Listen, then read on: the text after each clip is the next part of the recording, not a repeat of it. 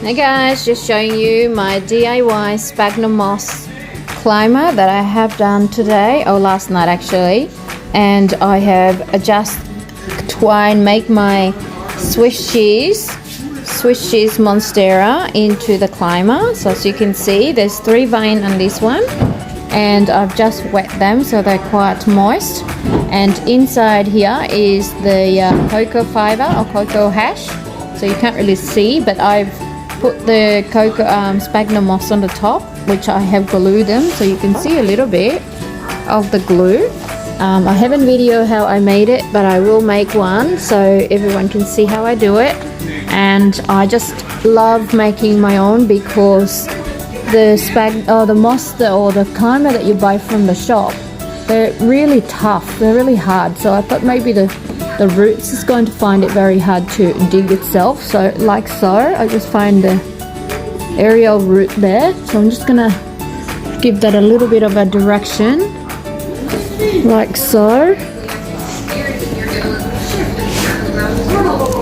And then it will hopefully find its way down there and climb or attach itself in the actual DIY sphagnum moss there.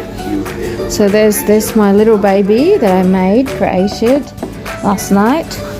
And I also coil the vein around the pot before I made it climb up the top, the last one. So there's three healthy vein, 1, 2 and 3, that's climbing in my moss ball.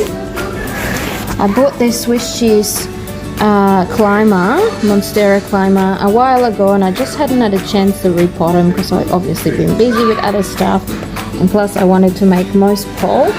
And I finally made it. I finally replanted it yesterday into this decent sized pot and sat down and made my lovely moss ball with cocoa hash and just, you know, a bit of a wood that I've recycled from one of my broom that's broken. So I'll just do with what I got and make it. So that's it. I pretty much just wrap the cocoa fiber or cocoa hash around the stick and then